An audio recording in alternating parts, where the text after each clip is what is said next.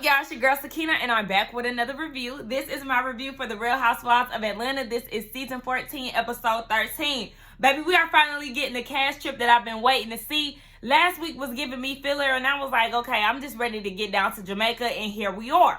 So, before we get into this episode, I do want to let y'all know to check us out on the Whether You Like It or Not panel tomorrow at 9:15 Eastern Standard Time. It will be hosted on Yakrati's channel. I know in my Bell Collective review, I was saying really B. I told y'all we had a whole schedule change and like 3 different people changed the schedule around. So I was confused as to whose week it is. We will be on Yarrell's channel tomorrow, so yes, it'll be in the community tab. It's already up, so y'all set y'all reminders and whatnot and come cut up with us tomorrow night, okay? Anyway, let's go ahead and get into this review.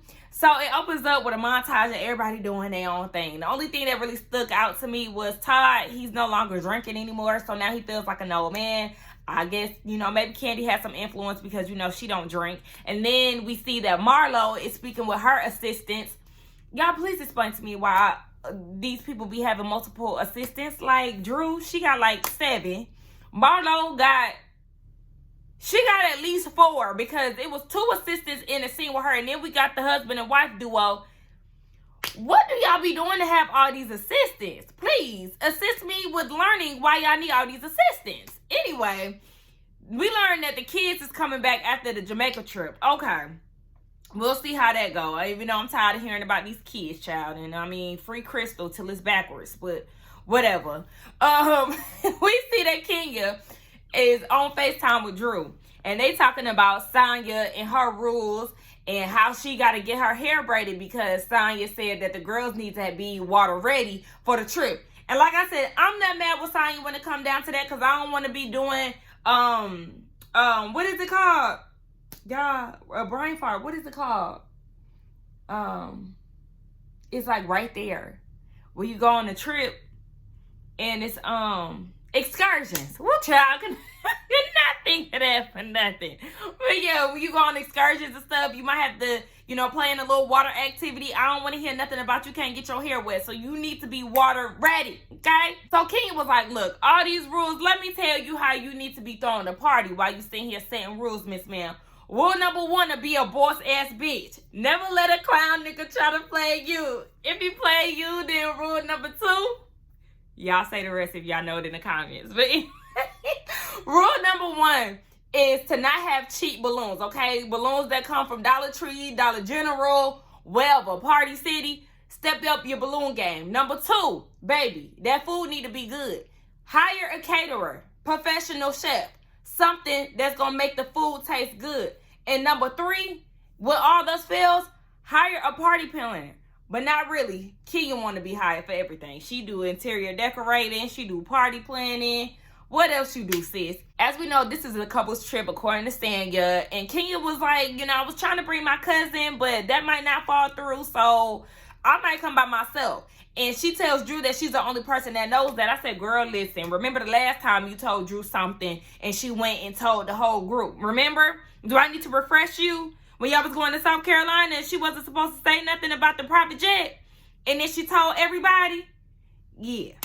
So good luck with trying to keep that secret under wraps if it even is a secret. But anyway, Kenya don't care because she's staying behind in Jamaica to celebrate her birthday. So we know that this was shot at the top of the year in January.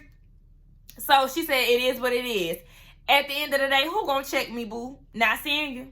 I said if Kenya don't do nothing else, she gonna stay behind on the trip because she did the same thing in New York. We get a cute little scene with Sanya and Ross. They're trying to get back in shape before the Jamaica trip. But I'm like, Sanya, girl, you got all the muscles in the world. What are you preparing for, okay? Then we learned that their personal trainer for the scene is her sister's husband, who was also Ross's best friend. They went to college together, and now they all live under the same roof.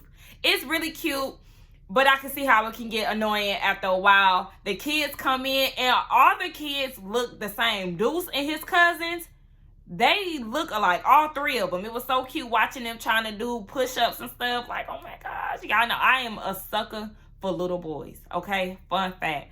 Like, you know, I love my niece. But as far as me wanting to have kids, I got love for one little girl in my life. That's Egypt. Egypt Elise, my niece. But I feel like I want a boy so bad. God gonna be like, girl, here you go. Here go your little girl. I feel it, but I really want a little boy. I love little boys so much. Okay, but I'm just talking too much. I just want to let y'all know that I love little boys. Anyway, yeah, the kids came through. They was doing push-ups and stuff. It was so cute. But yeah, Sonya was asking Ross. Look, the boys had done took over the scene. I ain't care about nothing else. She was asking how excited he is to be with Ralph and Todd. And he was like, you know, I'm excited about that. While y'all do y'all thing, we'll do ours, blah, blah, blah. But let's just go to the next scene. There wasn't shit to talk about here.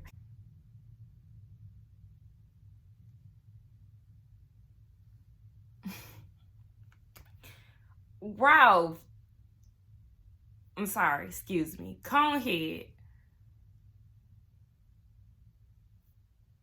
You want to write a book about being a stepdad or, you know, whatever. But it's like, why are you continuously pushing this book when you don't even want to step up to the plate and adopt Josiah?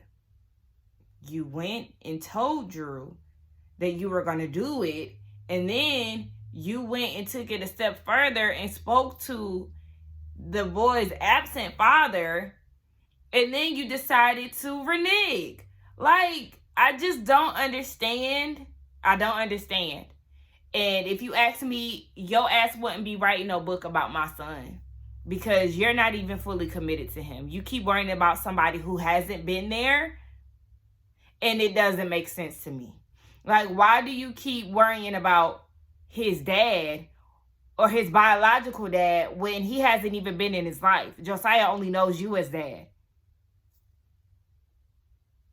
It puzzles me. And then you have the nerve to try to bring Drew in on the forward, to write the forward, yet you don't want to let her in on what the book even entails. She has no idea what's inside the book, but you want her to write a forward. I don't care if it's dedicated to or geared towards fathers or not. That's Drew's son. He wouldn't be writing that book. He would not be writing that book. If it was me, you would not be writing that book, because you're not about to keep playing with me. You're not about to be playing with my son, and you're not about to be trying to make money off my son when you can't even fully commit to him, like I said. And then somebody, oh, we should pop some champagne. No, fuck him in that book. How about that? God damn it, that Ross is so motherfucking fine. Oh. That is a fine piece of man right there. And I know I've said that before, but baby got his own confessional, and I just don't know how to take it. That man is fine as hell, y'all. I'm sorry, but I'm not. Now, he had to go back home because he was on passport duty, and he forgot his but had Sanya's. Sanya went to go pick up Marlo. Marlo brought her florist as her plus one. And then Sheree brought one of her friends. And then Kenya, her cousin Shay, you know, we suspected it was Shay. She flaked at the last minute, and she said something about Brandon. Remember, we have not seen Brandon on Housewives in a minute, in like years. But I couldn't hear what she was saying because Sheree's friend like started talking over her. So bottom line, we know that he didn't make it. So Kenya's plan is going as she thought it would. She was going to be by herself, so it is what it is. And we see that Mayetta and her husband are in attendance. And, you know, everybody got their plus ones with the exception of Kenya. But Kenya don't give a fuck about none of that shit. So everybody is on the sprinter, and Sonya wants to do a roll call. Now, she calls out Kenya for not having a plus one, and Kenya was like, my plus one got sick. Sonya had the nerve to question whether her plus one was sick or if she ever even intended on having a plus one. Girl, it's not going to kill you that she didn't have a plus one. If she going to be short of a person on the activity, then that's just going to be on Kenya. And then for you to question, first you're sick, and then now your plus one is sick. You're such a follower. That shit right there. Even though I've been saying that you definitely giving Sheree Jr. tease, that solidified to me that you are a follower, because you wasn't even there for the Marlo, Sheree, Tyrone left me for dead in Philly party. But all of a sudden you got a problem with Kenya and you questioning whether she was sick as well. I would hate to be a weak-minded bitch. And just when I call her a weak-minded bitch, she did something sweet.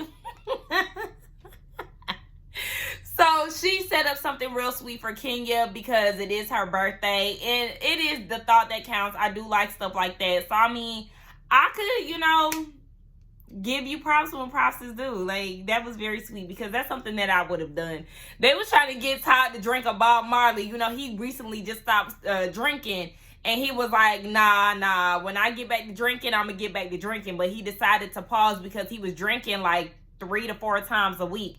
I couldn't see myself drinking that often for real. I'm a social drinker. Like, I don't really smoke like that. I smoke on occasion, like when I really feel like it. But that's just not really my thing. But as far as drinking goes, yeah, I'm just a social person. Anytime I, drink or smoke, it's in social environments. And most importantly, when I feel like it. So it's not going to be every time I go out, I'm drinking, or every time I go out, I'm going to hit the blunt or whatever. It's on when Sakina want to do it. So that's what Tide is on. He was like, I'm going to give my body a break. And when he get back to it, he going to get back to it. Baby Kenya not playing no games, okay? They riding on the go-karts to their rooms and she spotted a little cutie, okay? She was like, hold on, wait. Spin the block, baby. Come back around. Hold on. She in her go-kart with Ross and Sonya, and they turn around, make a U-turn, and Sonya had to play the wing girl, was like, hey, you here with somebody? He was like, yeah, I'm here with my brother. That's not what we mean. Are you here with a female? Yes or no? He said no. All right, well, come join us for dinner. Sonya had to get in there. She ain't playing about this whole +1 situation. So she went ahead and scooped up Kenya a little something. And Kenya was like, I'm not trying to get my groove back. I'm just trying to get back in the groove. You can't go full. You got to go half groove. I said, okay. Teach us how to go and get back in the groove, sis, because I'm trying to get back in the groove as well. Meanwhile, you got hungry ass Kandi getting annoyed because King over there getting a phone number. She feel like she needs some alone time in the room. She need to get her hair, her makeup done. She hungry. She ain't feeling it right now. At this point, her vibe is being killed. And it's like, I know, I understand, but that's when you have a little snack in your bag that's reachable, sis, because you just never know how long it's going to take before you get some food, sis. I mean, act like you know how to travel, sis. You didn't travel around the world more than me. You got to pack a snack. See, Marlo, she really has a hard-on for Kenya, and it just doesn't make sense to me. Like, girl, why are you so pressed about who Kenya is dealing with? Because she's asking Ross if the guy approached Kenya, and Ross was like, yeah, and she was like, okay, exactly. She approached him, I knew it. Like, why are you so worried about that? Why are you concerned about who Kenya is with? You always trying to throw Mark in her face. You always talking about how she can't keep a man. But let's talk about you. Like, yeah, we know that you came on the scene on your first season with the dude in the NFL, but then you also had some white John with you on one of those seasons. We know that you was fighting with Nene over that old dusty white man who bought her the Rolex. The bling, bling, bling, bitches is mad. That dude. And we know that you fuck old white men to get the money that you have, allegedly, or the things that you have. So, you got a lot to say about somebody, but you got to fuck for your money. Make it make sense. And the dude that she met at the pool, he takes her right away, baby. He said he gonna come swoop her in the coop at 6:30 so they can walk into dinner together at 7. I said, I know that's right, okay. So everybody is at eating, and Kandi is in her happy place. So Sonya get to passing out the room keys and stuff, and she was like, have you been nice to me? Have you been nice to the guest or the host or whatever the hell she was saying? And Kandi is like, I mean, well, if the rooms is based off of how nice you've been to the host, then Drew's room must be in the closet, okay? And girl, let's not act as if these people don't have their own money and can't afford to upgrade the room. Please, get out of here. And Kandi ain't really that impressed anyway because she said she already done stayed there before. Now, don't get me wrong. The suite is nice as hell. And I don't know if everybody's room gonna look like that. But if it don't, they can afford for it to look like that. So don't feel like you're going to cheat somebody out of a room that they can't upgrade themselves. So John, the guy that Kenya met, he comes to the room and she was like, you know, he's a good guy. What she say? She can always tell or something like that. Like she got a good judge of character or some shit she said. And Bravo had to give her a quick reminder. Walter, no. What's that nigga name? Matt, no. Mark, no. Sis, at this point, you need to let us, we the people, pre-screen the men that you bring on screen. Because, yeah. I mean, so far, fuck them all. They getting to asking this man all kind of questions around the table. Mayetta then raised the toast, and she was like toasting to John being with Kenya the whole trip. And Kenya in her confessional was like, bruh, like, this is just dinner. Everybody relax. And then Michelle asked if he wear boxes and briefs. Baby, he let that thing hang, okay? He let it air out. He said it's too hot. They asked him how old he is. Somebody thought he was 28, which I thought as well. They thought he was 32. Come to find out he's 37. And Kenya was like, I ain't never said that I wasn't gonna go date nobody young. I said 30 to 60. He fit right in that range. And I really thought he was my age. I'm 29. I thought we was, you know, in the same graduation class, but I guess not, child. Anyway, everybody kikiing and laughing, you know, enjoying themselves. Of course, you know, Marlo can't take Kenya being the center of attention because sis is the moment. What the hell do you expect, Marlo? But, you know, she can stay in the corner and be mad. Now, in Sheree's confessional, she was like, Kenya is very soft-spoken and, you know, nice around men. But then when they leave, they better watch out. I don't like that. I don't like that. I know you was trying to give a compliment and all that. I don't like that because Sonya said something like that earlier in the episode too. And it's like, let's not. Because she was like, I want to see, Sonya was like, she want to see Kenya happy or whatever, as if she's not. Like, you just came in the group. And just because she had to get Marlo together a few times, that doesn't make her a mean person. That just means that she's not taking Marlo's shit. Kenya, a lot of people who are not feeling Kenya, who hasn't felt Kenya in the past seasons, love her in this current season. So I don't like this narrative that y'all trying to paint of her, trying to make it seem like she just uptight and she don't be loose. Was a man around when she was frolicking around Chateau Sheree? Y'all better get off my sis. I don't like that. So we have Conehead discussing his book because Sheree asked him about it. Now, Sonya tried to talk to Marlo about the boys and she cut that off like, we'll talk about that tomorrow. Obviously, because she didn't want people to chime in on, you know, that situation. So then Sheree asked Conehead about, you know, writing his book or whatever. And then Marlo asked him, well, you know, that's good that you're adopting him. You're adopting him, right? They shared with the class that he's no longer adopting Josiah because he spoke to his biological father. His biological father said that would break his heart. Well, imagine JoJo's broken heart from you not being in his life. So fuck your feelings. We're going to do what's in the best interest of this kid. Whatever. So Marlo is going hard. You know, it'll show that you love them more, that you love the other two more than you love him and all this other stuff. You know, this hits home for me because I'm a foster child. And Kandi is like, what? Even Kenya was like, how you getting all buck about this when you got your own situation going on? So Marlo keeps yapping about it. And then she goes and says that not Kenya, but she was like, okay, Kandi, because we already know you put your mama before your husband. Nobody said that. 1. 2, you're just deflecting to get the heat off of you because she loves to just throw random shit out there that doesn't make sense. And it's like, Marlo, what are you talking about? At the end of the day, you should have sat this one out and just ate your food because you can't be talking about abandonment issues and how somebody gonna feel when you just kicked your nephews out of the house and now they gotta go stay in Auntie Crystal's 2-bedroom apartment. I understand she said 3, but it might as well be 2 when you add 6 people into the mix. Marlo is so fake and phony. Now she wants to go and say, you don't think that it's weird that you belittle your husband in front of your mom? Girl, what? Like, yes, again, that's just deflection. And the reason why you giving Ralph so much heat it's because you're projecting. Just like Kandi said, it's weird that you're giving him this energy when you sent them kids off. You in the streets parlaying and kicking it, and you got rid of your kids. So yes, let's talk about it, Miss Marlo. You want to keep talking about Todd and all of this. Now let's talk about you. And then in your confessional, you want to talk about when kids are off limits. Why would she even talk about this? Girl, it isn't in front of a group of people that I haven't even talked about. You done told enough people that you done kicked them boys out. So, and yeah, even if they didn't know, so let's bring it out on the table because you talking so much shit. Yet you done did this thing.